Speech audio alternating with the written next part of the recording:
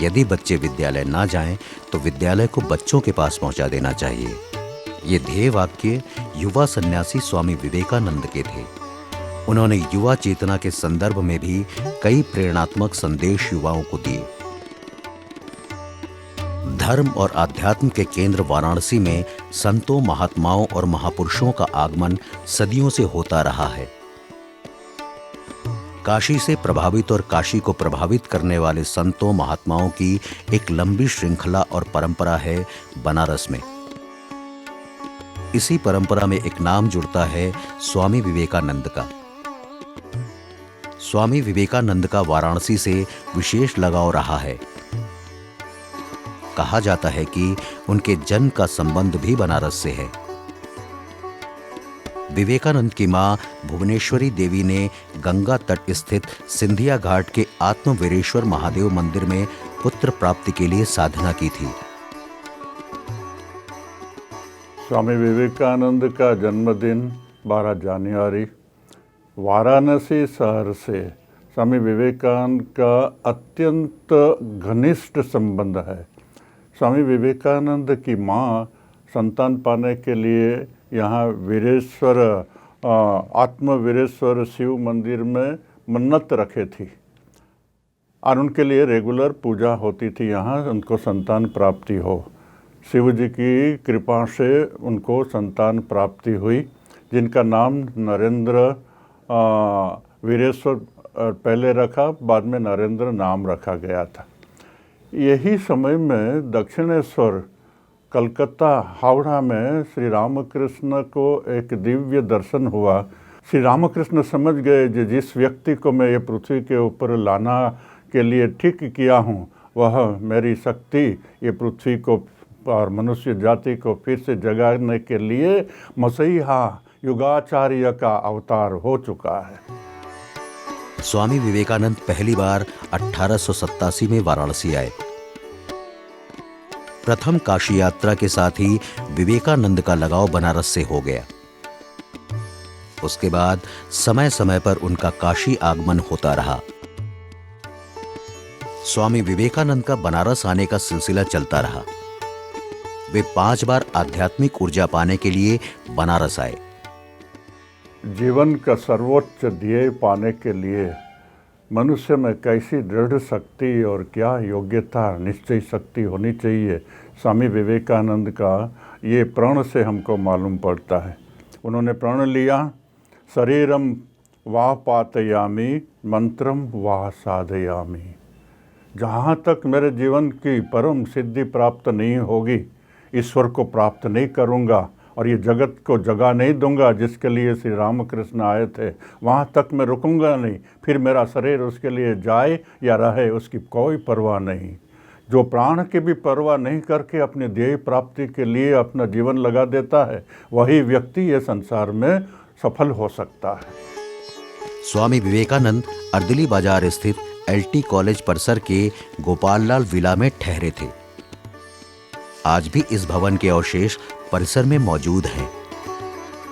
स्वामी विवेकानंद की प्रेरणा से काशी के 3 युवाओं ने गरीबों और असहायों की सेवा के उद्देश्य से एक अस्पताल की शुरुआत की थी। केदारनाथ, जामिनी रंजन और चारूचंद्र दास के इस पहल से खुश होकर स्वामी विवेकानंद उनसे मिलने काशी आए।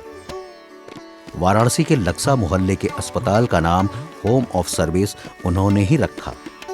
बाद में ये अस्पताल रामकृष्ण मिशन से जुड़ गया, जिसे बाद में Ramakrishna Mission Home of Service का नाम दिया गया।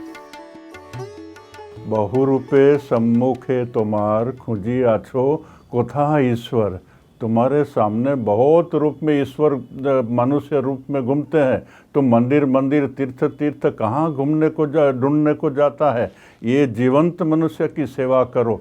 ये आदर्श, ये उपदेश से वाराणसी के कुछ युवक, 3 युवक प्रेरित हो गए और स्वामी विवेकानंद से इंस्पायर्ड होकर के उन्होंने यहाँ एक सेवा कार्य किया। वृद्ध लोग, बीमार लोग, दुखी लोगों की सेवा के लिए एक संस्था बनाई जो पुअर मेंस एसोसिएशन उनका नाम दिया। आज यही यहाँ पर रामकृष्ण अद्वैत आश्रम और Ramakrishna Mission Home of Service से वाराणसी की सेवा कर रहे हैं। ये हॉस्पिटल अभी भी पुअर मैन की ही हॉस्पिटल है। वाराणसी में ही स्वामी विवेकानंद को शिकागो यात्रा की प्रेरणा मिली। शिकागो यात्रा में दिए गए उनके भाषण से पूरी दुनिया में भारत की छवि मजबूत हुई थी। वाराणसी में स्वामी विवेकानंद को परेशानियों से जूझने की भी प्रेरणा मिली थी। स्वामी विवेकानंद जी जब काशी धाम में आए थे परिव्राजक रूप में, उस समय उन्होंने एक दिन घूमते घूमते जब दुर्गा कुंड में गया, वहाँ अचानक कुछ बंदर आके उनको घेर लिया। इस समय उस बंदर के भय में उन्होंने भागने लगा तो कोई एक सन्यासी जंगल से निकाल के उनको बोला, भागो मत, उसका सामना करो। फिर उन्होंने उसको सुनते हुए फिर उसके सामना किया और बंदर भाग गया। इसी से उन्होंने जो शिक्षा मिली, उस शिक्षा का संदेश बाद में उन्होंने बताया अपने व्याख्यान के अंदर। बोला, जो देखिए ये जगत संसार में दुख है, सुख जो कुछ है उसको सामना करना चाहिए। Face the ब्रूट्स। महामाया के संसार में इस माया से मुक्त होने के लिए उसके सामना करना पड़ता और उसी से आपको मुक्ति मिल जाएगी। इस शिक्षा को उन्होंने यहाँ से प्राप्त किया और यहाँ से जगत को सुनाया। स्वामी विवेकानंद की अंतिम काशी यात्रा 1902 में हुई। अर्दली बाजार के गोपाललाल विला में ठहरने के बाद स्वामी जी जब बीमार हुए तो कलकत्ता के वेलूर मठ चले गए। वेलूर मठ में ही स्वामी विवेकानंद ने अपना शरीर त्याग दिया। कहा जाता है कि स्वामी जी को काशी में ही अपने मृत्यु का आभास हो गया था। स्वामी विवेकानंद की महासमाधि, यानी जिसे आप निधन या शरीर त्याग कहते हैं, वह बेलूर मठ में उनके कमरे में हुआ था। वो सो गए और उसके बाद में वे नहीं उठे। स्वामी विवेकानंद सादा युवकों को प्रेरित करते थे और इसलिए भारत सरकार ने स्वामी विवेकानंद के जन्मदिन 12 जनवरी को राष्ट्रीय युवा दिवस के रूप में स्वीकार किया है। स्वामी विवेकानंद ने बहुत कम समय में भारतीय अध्यात्म और चिंतन परंपरा से परिपूर्ण वेदांत दर्शन को पूरी दुनिया में पहुंचा दिया।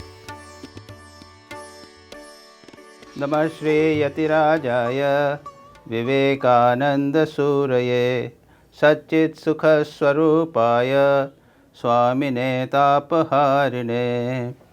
एक युवक अपने ऑफिस में काम करता था, वो घर जा रहा था।